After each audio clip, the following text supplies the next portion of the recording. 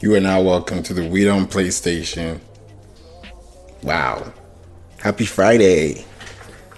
Let's go.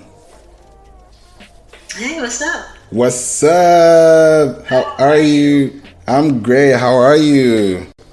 Good. I feel like I talked to you yesterday and it's been ages at the same time. I know. It's been such a while. I was just like thinking how we connected and, shout out to Bonnie, of course. you know, Absolutely. it was Yep. great. Yeah, I'm curious, is this audio only or is it also video? Oh, audio and video. So, Okay. so yeah, I didn't realize the I, sunshine. no, I love the setting. It's really nice. It's really Cool. nice. Welcome to the Playroom. Thank you so much for being here. Yeah, I'm happy to be here. I'm really excited to talk with you. I really enjoy the conversations we have, so thank you for having me.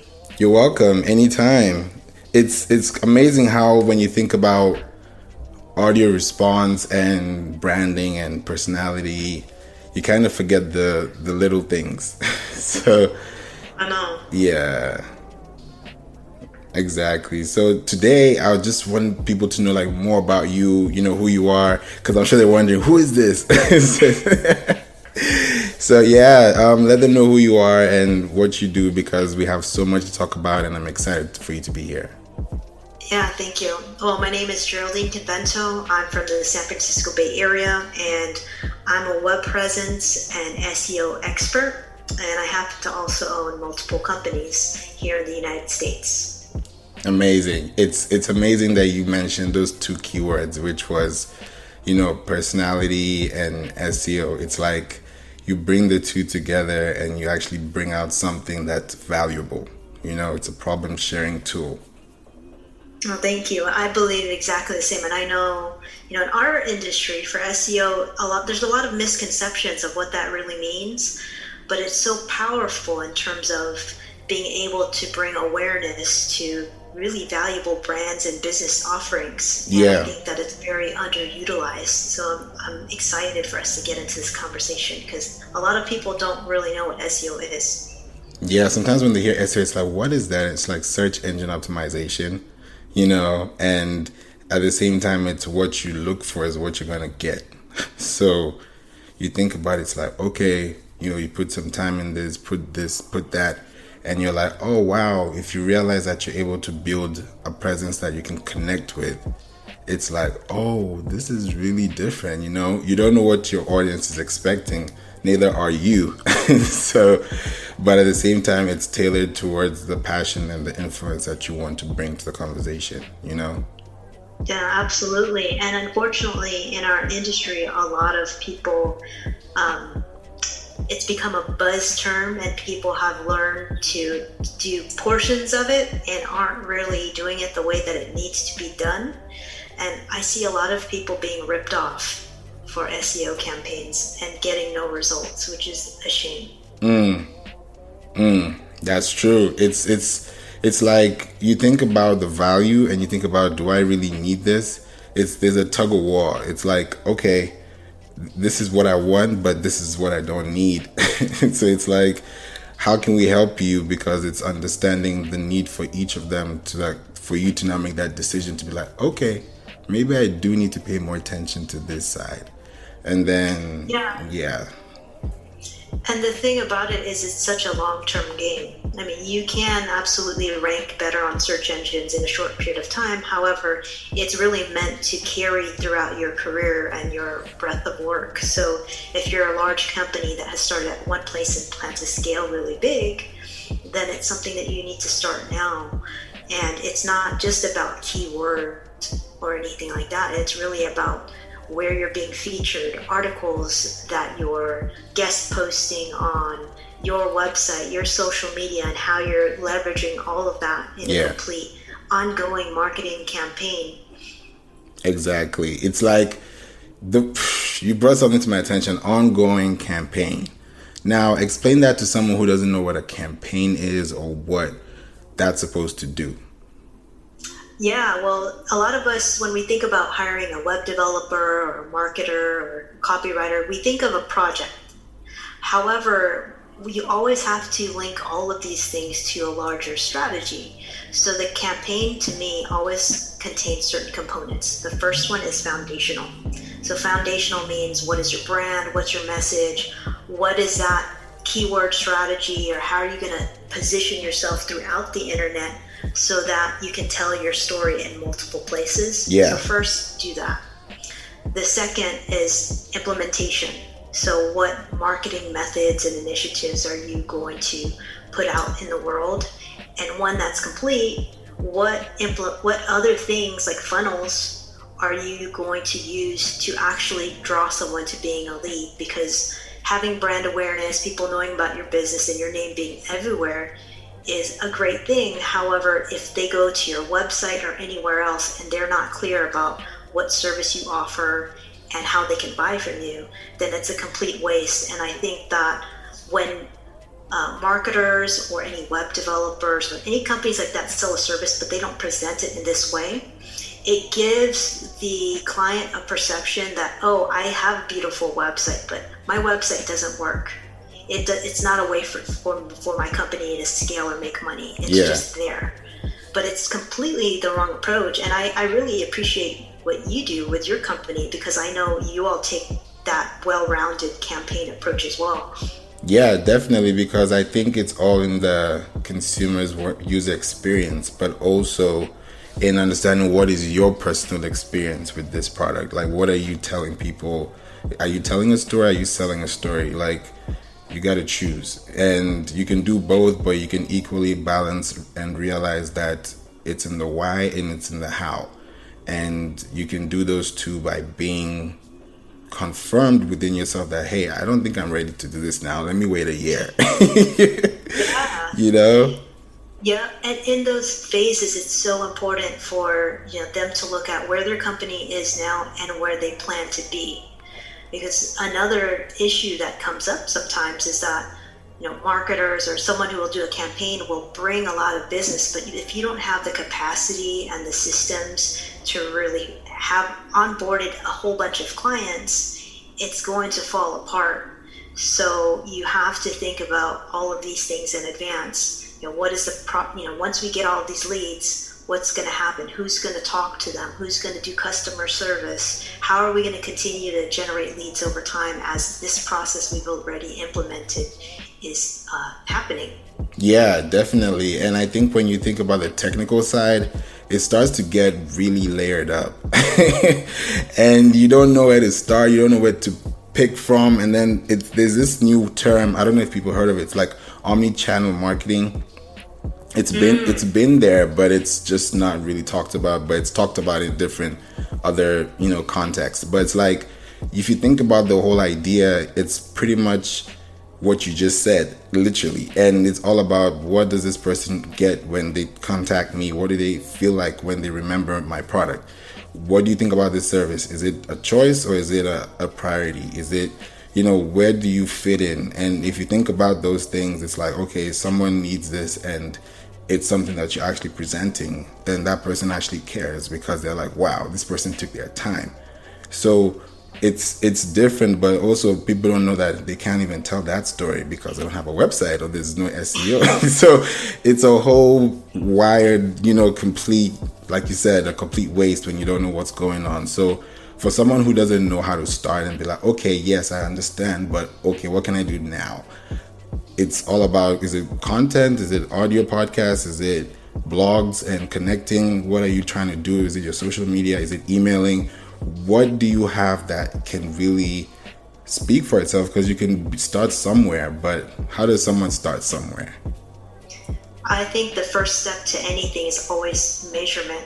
So if you have social media, if you have a website and all of these different platforms, make sure you have measurement systems in place. The Google Analytics, Search Console, learn how to read all of the different analytics so that way you know where you are now as a baseline, and then figure out what are the different pieces that have the most traction. And if none of them have traction, okay, now let's look at where your target audience is and where you can start to implement the low-hanging fruit and at least start somewhere. Some companies aren't really ready to invest tens of thousands of dollars or hundreds of thousands of dollars for an entire campaign. Yeah. But they can at least know where they are and where they would like to go and start there.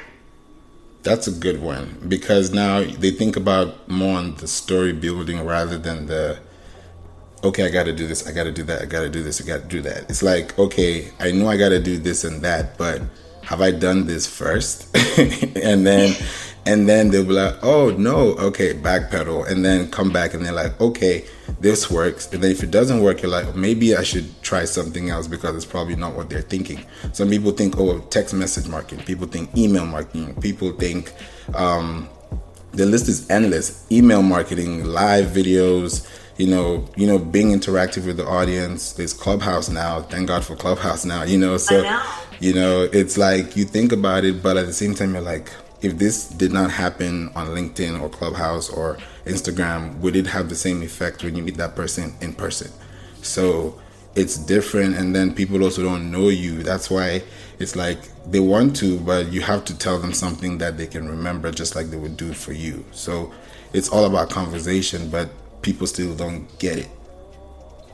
Yeah, I think what you said earlier about the story, it's so important. How are you going to use your own story or experience, whether it's your brand story or your company story, to actually have people feel like you understand them and that you can actually relate to the different struggles that they've been through, and that you can actually help them solve their problems, because every service and every product is about solving a problem. And how are you going to be able to connect and differentiate yourself? One thing that we always like to say in our team is that people relate, like, let's say social media, for example. People brands on social media as their people. Yeah, it's not like I'm looking at this and I'm liking on a photo because I want to have some salad dressing or something. It's not like that. It's like, we want your clientele or your potential audience wants to know what types of things, entertain them. Like, what types of things can you educate them on aside from just buying your product? Yeah, that's a great point you mentioned. And I'm also going to have like, what am I going to call this? It's going to be like a kind of question trivia, but at the same time also, because this is exactly what we're talking about, because it's just sporadic, but at the same time it's marketing and it's creative, but at the same time it's applying a product, it's applying a message. So if you think about it, people say, okay, free ebooks are great and free PDFs are great, and that's a online lead that can tell you more about my product in a ebook magazine format, create that kind of lookbook material. But also people say, hey, let's do a quiz, let's do a challenge, so when you think about those two, what's better and why? Ooh, wow, this is a great question. And I feel like the reason why I say it's a great question is because I've never thought of it before. I love having conversations with you. Okay, so a quiz or a challenge? Well, I think it really depends on what the intention for the brand is. Because challenges have the potential to go viral, right? So is it mass appeal that you're looking for? So that would be one strategy. A quiz could be more about market research, understanding more about what might be better than other things, the potential audience, the potential leads' interest to generate, just more data. So when I think about those two things, I think it really depends on what the purpose is. How do you do? That's a good one. I'm so curious to know what your take on it is. I will definitely say that that's a hard question that I ask myself too. But at the same time, you have to ask questions like that to really know if you really want to do this for your business, for your brand. So I think going through, testing different, experiments over time, it's like, I end up saying that when it's experimental and you can be able to connect the two, then you can start to build a challenge within their own behaviors and their own styles. So you understand that, okay, people are leaning more to my podcast because I'm having an iPhone, and then you check your Google Analytics and you're like, oh, they love, fitness and, quotes about inspiration. So you're like, okay, I'm just being hypothetical right now. It's just like you create that understanding that, whoa, this is something that people are looking for. So how do you take a 40-minute episode and turn it into one sentence but still engage that audience without being loud? So Yeah. it's different. So I think that quiz would be nice, and that quiz helps now engine the challenge. That's what I would say. Cool. I don't have too much. I mean, we've implemented both, but I can't say that I have much experience with challenges. So I love what you said about how one could lead into another. Yeah, it's like when you think about a quiz, you're thinking about, okay, 5 questions, 5 answers, look at the tallies, know what's going on, then challenge. If that challenge doesn't work, you got to go back to the drawing board. So you have to be like, does this challenge really, really work? So, and then sometimes you don't need to do it. For myself, I don't really do much challenges. It's more of quizzes. But when it's a challenge, sometimes it just takes its own, just goes, So it's really not up to you, really, that makes a challenge, but it's really up to what you give it that can take its own wing and fly. Look at TikTok. You can be dancing to a song that was done. So you think about it, you're like, okay, think about the context in the visual and then build that story to now create that message. That's what I would say. So let me ask you a question. Okay. So do you do challenges, like not as a marketer, but more so like when you see a challenge out there, do you actually participate in them? I actually do. And also shout out to Amy Porterfield. She's an amazing podcast and an amazing speaker. And there was something I saw, because I usually follow and see what's going on. And on my feed, I saw it was kind of like a challenge about online courses. And I was like, okay, this is interesting because it's more like B2B rather than B2C. And It was different. So I was like, okay, this is a nice one. And the questions were really like thought provoking. Like, okay, think about this. It's not D, it has to be A, where it's your decision. But at the same time, that leads to the way I like create that intention for what you're trying to do. So it was good, and I take them. I don't always take them because I'm like, I can't answer every question. But I think about the ones that I think, okay, this works. I like this. This is actually interesting. And then I challenge myself, and I'm like, why did I take this quiz? Did I learn something? Okay, let me write it down. And then when I get it, I may not get it right when I write it, but I may get it like later. And then sometimes it takes time. So I'm like, okay, because I also do music too. And I've seen challenges too, but I'm also not like, okay, what do I really want to do right now? That's a challenge. But before they even accept the challenge, they need to know you. So it's like, there's a barrier, so it's always so hard to jump in and out and swim through, but you can still do it when you really know that you have 1% of your audience that is following you and 10% that is engaging and probably 50% that can go viral. Like you never know what the numbers could be. This is just measures, like you said. So yeah, that's what I would say. Cool. That's a good question. What's the next question? I would say, this is gonna be something I really want to know for you. And think of SEO, think of marketing, think of brand. What would be better for you if you think about like a number of, let's say a project campaign. Let's make it simple. A project campaign, choose between Pinterest or Instagram. Is there any other information? Like what type of, is it a product or is it a service? I would say a combination of both because it serves a community and at the same time you're building stories like we talked about, and it's going on a website, this blog is pinning. I can only choose one? Yeah, exactly. Okay. I have an answer. Okay. I personally think Pinterest. Believe it or not, I'm sure some people might know this, but I think a lot of people don't. But at one point, Pinterest was considered the third most popular search engine, just because there's such a wide array of information that you can find. And the benefit is that if you have a web presence outside of Pinterest, you can link your on your boards all of your different presences and actually connect that with your website by putting your URL. Yeah. So it builds a lot of great SEO value. And the fact that people can easily repin and it's not subject to a time frame, unlike a story where it's on your story for a particular amount of time and people can't really share it easily. And with your feed, that everything gets pushed down. But what I like about Pinterest is that you can actually curate your boards and your information, mix it with other people's pins, and then all of a sudden you have created a board of just a bigger story than what you can do only with your own content.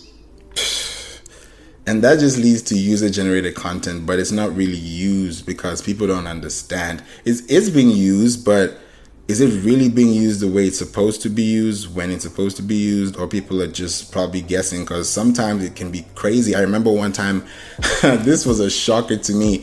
I think it was a Snapchat video or it was an Instagram story. I can't remember.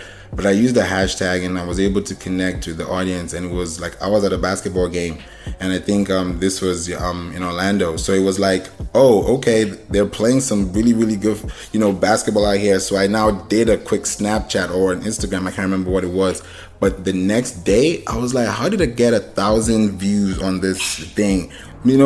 I didn't do anything. I didn't do any marketing. I didn't have any call to action. It was just a video. But I was so surprised. I was like, whoa, okay, fine. That happened. And then the next day you go back to whatever number you had. So it was like, okay, now why did it go like that? But also you think about engagement, community reactions, engagement, and that's what pushes. Because I even got to realize in one of some articles that I've been, researching and reading, and it also talks about how when you run an ad on Facebook or Instagram, like a comment is more rewarding than a like. Yeah, it definitely requires a lot more thought than it's so routine for us to utilize our thumb or like our index finger to press the button on these social media platforms. Yeah, so I totally get that. But how about saves? Aren't like saves or like if somebody, I guess, is that has a lot more value than liking, right? That's actually amazing that you just brought this up, because the two features of save work differently for both platforms. Have you thought about that? That just came to me too. I was like, whoa, think about that. Yeah, okay. So I guess because Pinterest it's like save in the context of it's publicly saved, right? Correct. And then Instagram, it's for your own collections. Exactly. So I don't know about you, but the way I use Instagram saving is that, I'm going to share this in the future.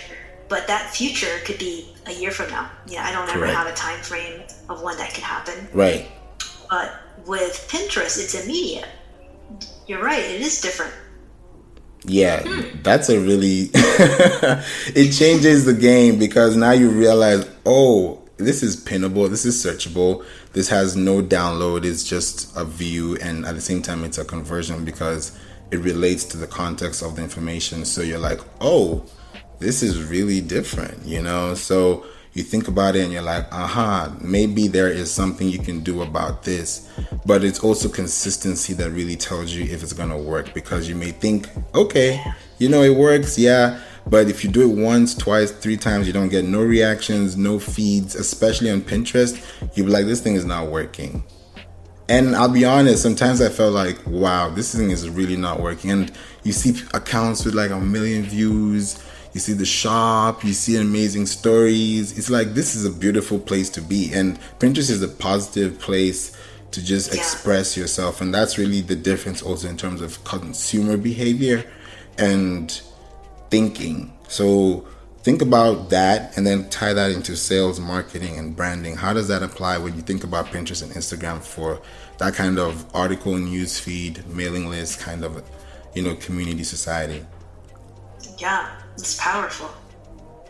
Yeah, it's different. So for you, for your business, and for how would you take those two, especially when it comes to news feeds, emailing, communication, because you mentioned it's also two-way communication streams that you're creating. Yeah. Because a quiz is giving me, and a challenge is me seeing you doing it. So it's like, okay, can we relate, or are we stuck in the middle? How do you see that for you? Wow. Okay. So I've used all of these platforms that we mentioned quite a bit. Admittedly, I don't use Pinterest as much as I used to, because like you said, it requires a lot of consistency. So the way I look at Pinterest is there's kind of two reasons why you would do that. SEO, because it's something that's going to help you rank over time. And then also to express your brand personality, what your brand is about. Because with Pinterest, you can easily take and curate boards that will allow you to showcase the different aspects of what your brand really cares about. Yeah. So if I have a brand that has 4 different services, then I can curate boards that are centered around those services and also include my own content mixed in with that. So there's a chance that people might say, oh, I really like the type of content that she shared. Let me see what else she has on this board, right? So that's one way I would use Pinterest, so to curate around the services that I have. Okay. And then, for Instagram, I think it's more about immediate engagement. So doing the same thing, because as you know, when people look at a feed, they're just going to scroll down and get the nature of what you're expressing about your business or your brand. But for that, the thing is, things get pushed down. It just doesn't stay there. So it's more about the immediate, the present time. Yeah. It's whatever I post right now, maybe its lifespan is going to be, if I'm lucky, about a week. 2 to 5 days, and then every now and then I'll get someone who goes through my feed, scrolls down and sees everything, and then actually likes an old post from 2 years ago. But the likelihood of that, I don't know. The other thing I think Instagram is great for is leading people to your other platforms, because naturally people know that if they click on the link, whether it's a link tree or a milkshake or whatever you have in your bio, you can utilize a link that will lead people to other platforms that you're already on. So for me, when I meet people on Clubhouse or anywhere else, I want to see if they're on Instagram, because I feel like they should have a link tree that will lead me to other places. It's just so much easier than go on Google and click through every single search result. That's mind-blowing that you just mentioned, because it changes the whole reason why you're even doing it in the first place, because sometimes you post something on Instagram, you don't see no engagement, and you wonder, but this makes sense, right? But you take it somewhere else and you're like, whoa, I didn't know you guys thought like this too. It could be anything. So you just realize that, okay, there's actually a communication going on, but without you being told what it is, you have to understand that it's a rhythm. So you build that through the dynamics of what you're talking about. You can't be talking about Valentine's when it's Christmas. You can't be talking about, you can't be doing things like that, because they will be like, are you sure about why you're doing this? And then that question will now rotate back to you, and you're like, oh, that thing bounced back, so you still have to bounce back and come back and do what you have to do to make it work. But still, you've lost that first contact, that trust, which is hard to build. And that's where people are like, oh, I wish I didn't do that. Sometimes it's different. And you think about, this just came to my mind right now. When you think about creating business personality characteristics, people have personality. At the same time, you have to think about that persistence, and that persistence takes time, like you said, which is Pinterest. That persistence is always being in their face saying, hey. It takes about 7 impressions, 12 impressions to make one conversion, and you're like, if you multiply that by the number of people you're talking to, that's possible. But at the same time, you could be on the completely opposite side, because there's no interaction, and that takes a lot of time. And the third one is permission. So you think about it like, oh, okay, this person knows me, trusts me, to the point where they like me enough to do something about what I'm saying, then okay, we can talk. but that takes a while before that happens because hey, Yeah. don't talk to strangers. How many strangers do you have online that you want to put in context? It's not, if you think like that, you're now breaking a whole potential of people you don't know that have talent just like you, better than you, people that you can actually learn from or just be like, and then you never know. So it's just different. So you think about Yeah. that. Yeah. You brought up a really great point, which is, do they trust you? Do they like you? That know, like, and trust factor. So how do I guess when you're thinking about how fast you want to build your audience, you have to think about how can I expedite this? And if the client, or if you personally, if you're building your brand, is comfortable doing video and audio, it's such a great way to actually expedite that being a stranger to being a friend or a colleague or having a service or product-based relationship Yeah. with that person. And I see with you leverage both of those things. So what are your thoughts about video and audio for promoting products and services and brands? I think it's the first step to personality, which is the first liking you or knowing you in the first place, because there's interaction going on. And if I meet you for the first time and I don't like you, chances are I'm not going to like you the second time, so it's just logic. So you think about it and you're like, whoa, let me slow down. But also you have to be like, okay, let me see what we can do here and build and understand and get some bare minimum value that is it. One day you may help me, I may help you. You never know. You might just be my angel. You might be someone that you're building, but at the same time, you don't know that that's a friend, that's a relative, that's a cousin somewhere, that's a business associate, that's a friend. So you think about those things. You're like, whoa, you're actually trying to help someone that probably would use this to help something that is beneficial to you in the end. So it's a long game, very long game. Yeah, it's a relationship. That's what it is. And speaking of relationship, you just brought up a completely new, that's why I laughed the first time. So when you think about this, yeah, and I want you to actually, I didn't get a chance to speak in that clubhouse room, but it was really something that was random because on Clubhouse you have different rooms. I usually go to the business rooms, understanding, just growing, listening to different people's experiences, and it's so valuable. Then this one evening, I was like, okay, let me just open, and it was random because there was a time I wasn't on Clubhouse for a while. So I was like, this is exhausting. Let me just sit back. But at the same time, I was like, wait a minute, let me come back and, experience. But now it's balanced because now I know that before it was like ping, ping, ping, ping, ping. But now, now it's different. So I joined and I saw and I was listening, and it was even people that, you can relate to, and it's a very mature conversation. And people were like, this was a question. And I asked it also on my Instagram, and it was really interesting to see because I was wondering like how people think like this and what your take would be on it, just because people are also going to think about it too when they're building their relationships with people personally, and, in relationships from the outside. So there's business and there's pleasure, but at the same time there's that connection, and there's a way you have to think about it. And pleasure could mean benefits in a business corporately, or it could mean benefits with your relationship partner that is growing something that's sustainable. So it's very like twisted.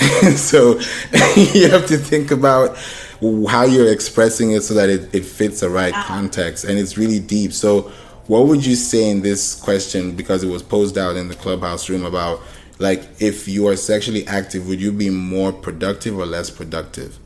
Oh, this is a good question.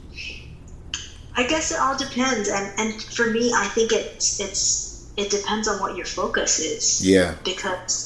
And how your awareness of the fact that sex could be utilized as a manifestation tool. So that's like another aspect of it. So I guess I'll speak in this in two ways. Okay. So the first thing is that if you're thinking about sex, is that something that you're obsessing about?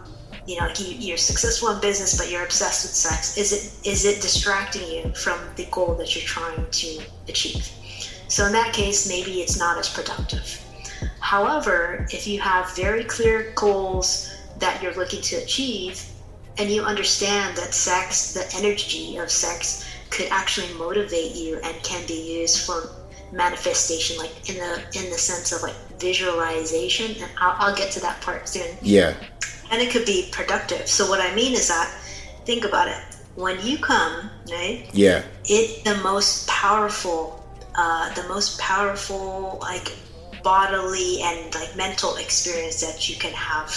Yeah. And the universe is all about vibration. And if you're vibrating at a high level, and I'm not talking about vibrators, I'm talking about you guys. Please note, disclaimer, please.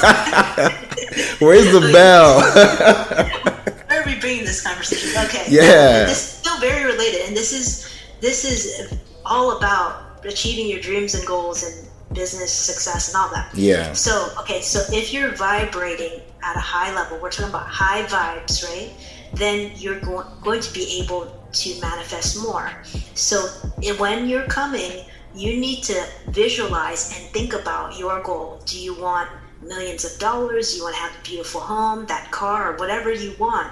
Because that's the moment where you'll be able to tell the universe at the strongest possible expression that you want that. You don't have to scream your dream. You just have to visualize it while you're coming. That's a very much more productive way to utilize that experience instead of just being in that moment. How does someone even start?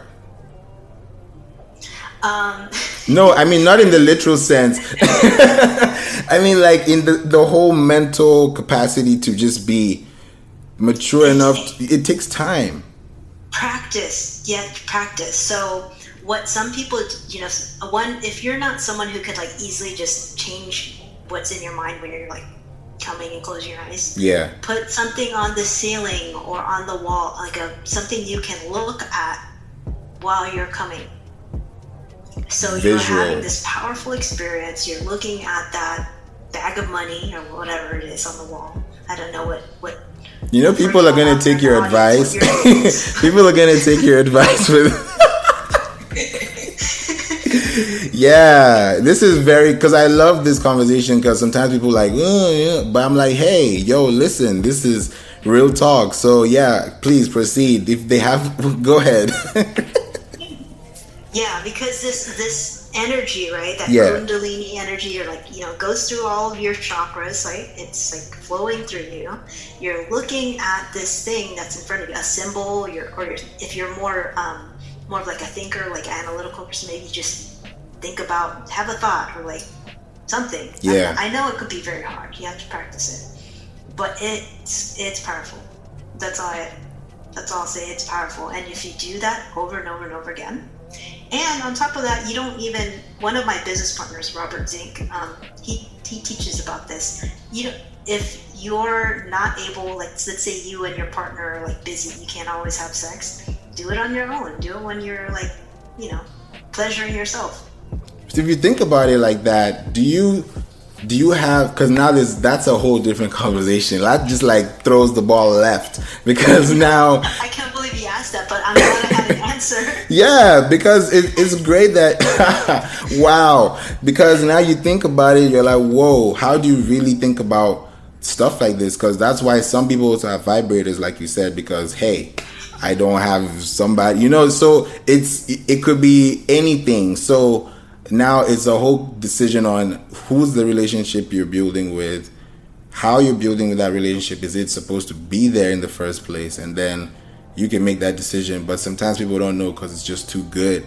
So you just get confused in the process. So some people don't think straight and some people do. So how do you balance that in making sure that even when you come or when you're very into that moment, you're really thinking that, hey, this is what I want and this is how I want it. So how do you give them that step-by-step module? Okay. Yeah. So that step-by-step is that even before you plan to start doing this, get clear about what's important to you, your values. So for me, I'm very clear about what my values are. They're expansion, empowerment, connection, communication. That's what I focus on all the time. So if what I'm doing or what I'm engaging in doesn't relate to any of those things, I'm not going to do it, or I'm not going to be happy doing it. So there's that. And then you think about, like, well, is this partner that I have, maybe they don't have to have the same values as me, but do they align with those values? Do they support the fact that I have those values? Do they contribute in some other way? And then I would say, even if this is about a relationship and who you're going to be doing things with, also think about, like, where am I at in my life? Like, am I happy? What would I like to be doing? And for some people, they don't know what their goal is. They don't know what they want. You could use coming as your opportunity to get the right goal. Think about the fact, like, that you want to have, like, the best life, whatever that looks like. Like, it doesn't have to be so specific if you're not clear, but I think it's important for people to get clear about themselves first, like what's important. That draws a lot of attention to even experience, like you said, because if two people are actually connecting, there's that energy, and that energy is really intense. When they're not connecting, they are, but it's like, why is it not working? Why is it not connecting? And you get confused, and it's like, it's either you're not letting go, or you're just letting yourself into something that you really don't understand. And then there's this whole nest wall barricade, and there's this blockage that's just not friendly. So it's like, now how do I get myself out of this rabbit hole and be more in this foresight of, like, okay, maybe I can really come back here and really build a foundation with this mess, whatever came up. So it's like, And I mean, I guess you bring up a good point, because sometimes you're having intimate relationship with someone who you're not sure about, or you feel insecure, or, I mean, maybe that could be the thing you focus on when you're coming. Like getting clarity or finding the right person. True.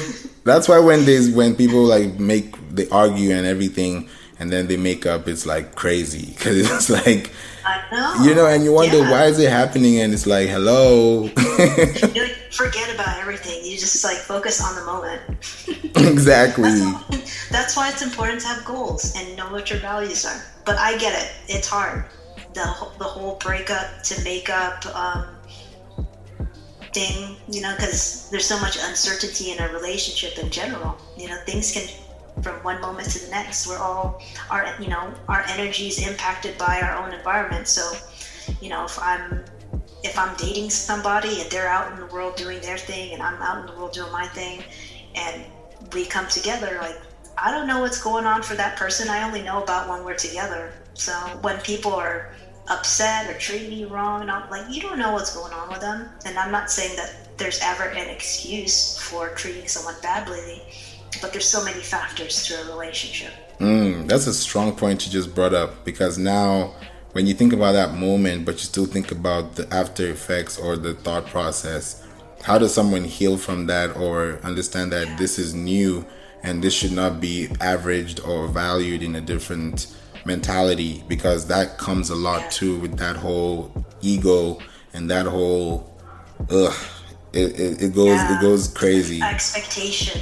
It's so easy to have expectations of the person you're in a relationship with, whether it's just you're seeing each other or in a long-term relationship. It's always something you have to check yourself on, because ultimately, at the end of the day, who are we responsible for? Ourselves first.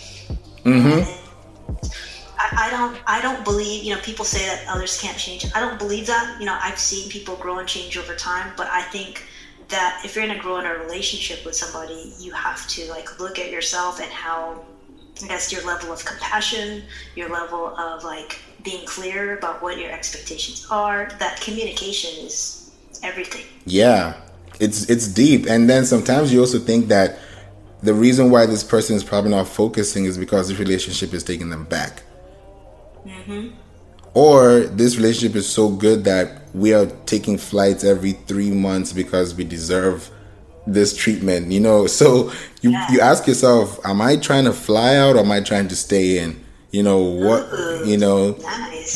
So it takes a lot. And even shout out to another amazing friend of mine. She's also an amazing traveler. She's a world traveler. I featured her on the podcast, and I also met her on Clubhouse. Her name is Sally. And she talks so much about traveling advice and solo trips and how you can be able to build that connection. And it was so deep to the point where it got to the point where I was like, whoa, this is actually a conversation somebody needs to understand within themselves, that when they're building relationships, how do they connect with the real thing when they're out there? Because there was an article she put out, it was just a random one, and she was saying that people, and according to what people are saying in the study, it's like people would ditch sex for traveling right now, because think about that. Actually, I would. That's what I miss the most right now. Right. You see, so you think about it, you're like, wow, so if I was in this other location doing the same thing, then it will completely change the narrative, because there's something that actually connects me to being there and why we're going back. So it's different. That's deep. Yeah. Okay, what's the next subject? Nah, this is like a brainstorming session that it has, and I like this because that's where the connection and the personality and the message for what you do comes out, because some people just get stuck and it's that whole thing and you're like, I don't think I want to be here. And then you feel bad or you feel good. You don't know how to feel. You get confused and then you mess it up and then you bring it back. Sometimes you're like, damn, I could have probably been with this girl. I'd have probably been with this guy. Probably this. Like every girl and guy, they're just talking with whatever they're trying to say. And you're like, whoa, why is there a clash? Like a room full of two, people. And you're like, wow, this is really interesting. How are you able to solve this logically without being controlling or without being conniving? And that's also another thing that's like, you can't really choose. Yeah, I think, and I'm gonna start following your lead and give shout outs too. So I Go want to ahead. give a shout out to Kim Lee. Yay. Kim Lee healer. She's a heart healer. Yeah. I learned something from her that was really profound, and she was talking about how oftentimes people associate love with worry. So if you think about it, when we get insecure, it's because we're worried about something, right? We're worried they're going to cheat on us, they don't care, or we're worried something's going to happen. But what she said is that that's not love. Love is unconditional, and you have to love from your heart, right? So what I've been thinking a lot ever since she said this, like, what does that really mean to love from my heart? Not just my boyfriend or, not for everybody, right? Like, what does that mean? Does it mean that I should be less judgmental? I should be more open-minded, be more present? And so many times, if you think about the relationship dynamic between men and women, there's some arguments that happen, and they're usually based on a worry.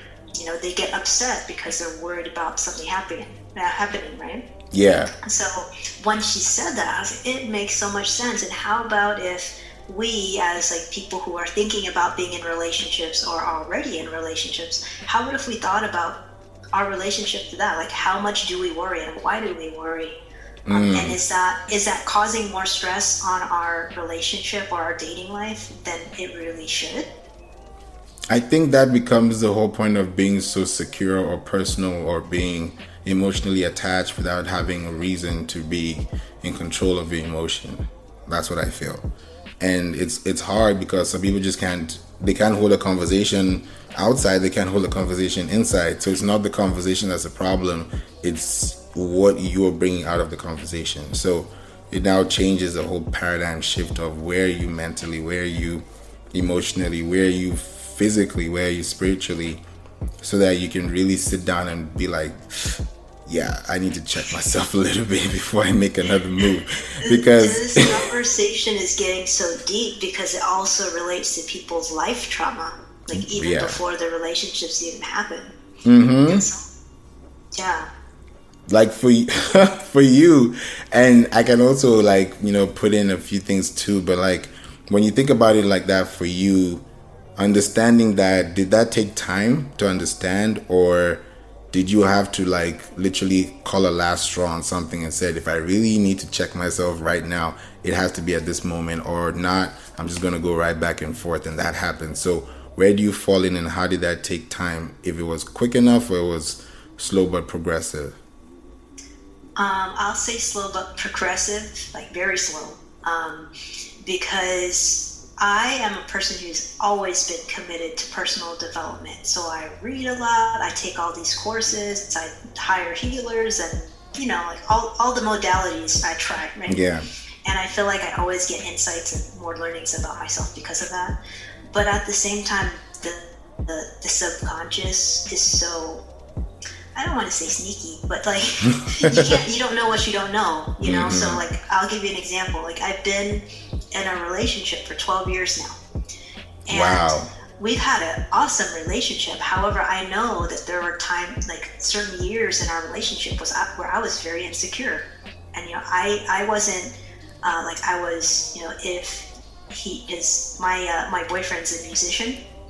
That musician life. Yeah. Like, busy, you're focused on your art, right? Yeah. And I always knew like there was trust that was present, but for me, I had to really determine, if I don't hear back from someone right away, or if they say they're working on a mix or something and don't want to go get lunch or hang out, like, that doesn't mean nothing about me. It means that the other person's committed to what they're doing, and they have this bigger vision that probably can benefit the both of us, Yeah. But when I was in a state of insecurity, I couldn't see it that way, because maybe I was like putting some sort of other meaning to that, like, certain level of communication, or certain level of like someone wanting to spend time and drop everything to spend time. Like, I meant that means something versus not. So, and it took me a long time to really get over that. And what it took is me actually following all of my passions and understanding what it is that I want,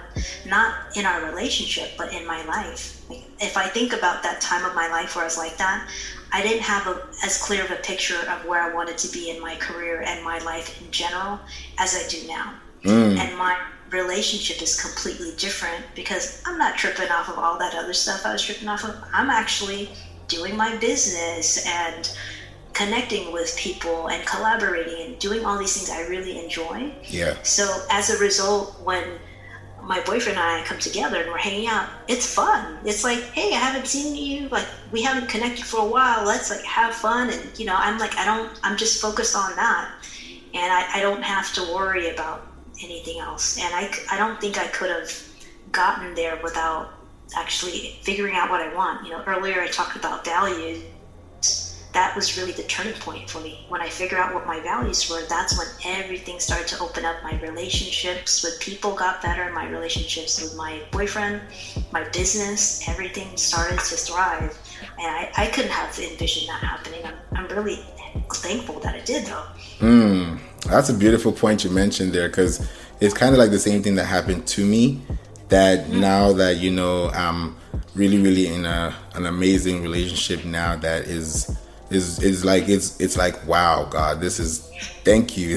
This is really good, because you don't know how, when, why, but sometimes you just have to trust the process, and sometimes you don't know when it's coming. So, and it's when you least expect it, really. And it just happened, and now she's my fiance, and it's beautiful, and we can be able to communicate, we grow questions, thinking about how you're able to just be that person of influence, but also show that kind of servant leadership that still serves you back, which takes time. Like you said, trust. I'm not gonna listen to you if I don't know you.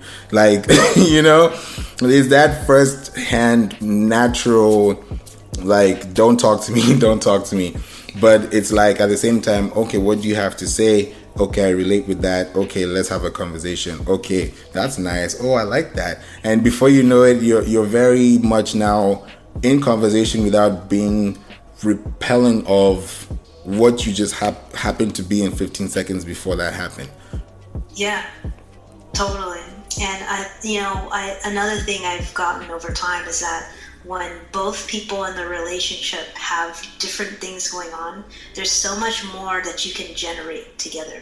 So, and I don't think there's anything wrong with couples that spend every day together. Like if that's what you like in your relationship, that's great. However, for couples who are entrepreneurs and have different, different lifestyles, or they, but still complement each other when they come together, the what I appreciate most about having kind of like these independent lifestyles and then coming together is you get to learn about things that you would never have learned about if you're spending every single moment together. Like I get a lot of insights about a podcast that I was listening to, and then I share about that, and all of a sudden we're creating this new conversation or an experience that they had, and how they dealt with it and how I would have dealt with it. Like there's more of a cipher going on when there's two people have different experiences, and then you come together. That's a great point you mentioned, because now it's about story and less about intentful thinking of this is what I'm looking for. Because sometimes people come to like, I know what I want here and I'm going to ask it because I need it, rather than what don't I know that I could add to what I think I could use to build myself, and then I can add value to that person who's also in need of something that may never tell you, but because of your approach, he probably now put on his own safeguard, like, I don't know that you, So you think about those three things, and they keep playing around, and you're like, I don't trust you now to tell you this, but I know you enough. When I know you now, it's like, oh, okay, I know that you can do this, so let me help you with this. I like you enough to say, okay, let's have coffee. Things that are very human, very just basic. Like we should not even make it so complex. But it's also at the same time that person to think for themselves that, hey, do I want to be here or not? And when you think about that, you really save yourself time, which is something you can't give yourself back. So you just have to be like, most people who read, they know that, you are who you spend your five friends with, five experiences with, five hours with. What are you doing in those times that you're in those societies or modalities? Think about it. And it's also an amazing thing to have been mentioned before we even close this amazing session, because there's so much that we can talk about. And I was even thinking in terms of everything going on, especially for entrepreneurs. And I really want to hear you, because you talked about healing, you talked about mental health, and you talked about growth. And this is something I've been thinking about, and it actually works, but I also don't know to what extent in terms of the whole science of it is.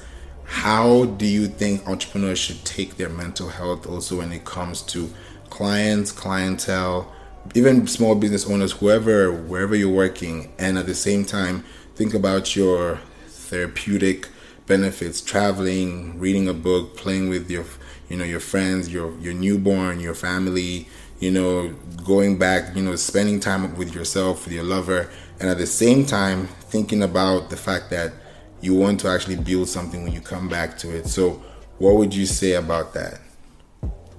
That's a lot. Well, I love to say and tell people who maybe are new to entrepreneurship or don't have as much experience or are thinking about it, is that entrepreneurship is a self-development and spiritual journey, 100%, because there's so many things that that all of your inner conflicts and all of the things that could potentially block you come up, because there's cash flow issues, there's insecurity about, a lot of people experience imposter syndrome. There's all these different things that come up that wouldn't come up if you had a 9-to-5 very structured job where you're told what to do. So there's a lot of self-led development that's necessary as an entrepreneur, which makes it extra important to do all the things that you mentioned, to read, to have self-care, to meditate, and to spend time with your friends, family, and loved ones, and figure out how you can balance all of these things so at the end of the day you're still happy. Because throughout the entrepreneurial journey, it's never you know how you see those charts where like entrepreneurship is not like this. It's not like a linear journey. It's like up and down, and it's like crazy. Yeah. Right? It's something you have to navigate. It's different for everybody, even though we have all these different PDFs and ebooks that we can download. Like, it's never going to 100% address our own journey. So the only way to really be successful as an entrepreneur is to be up for it, and to be willing to be scared, to be willing to have financial issues at some point, to be willing to charge an amount of money that you're uncomfortable with, because those are the things that are going to keep you up leveling it. And I think it's beautiful. You know, I always get so excited when people say they quit their job so they can start their own business, because what it means is that you can tap into your own personal unlimited potential if you're up for the challenge. If you're up for not only doing it on your own, but, you know, gaining the skills and resources and the community, like the mentorship and all that, so that you can thrive. Yeah. It's the biggest challenge in the world, and I totally commend everyone that would like to do it. I encourage them to do it. That's amazing.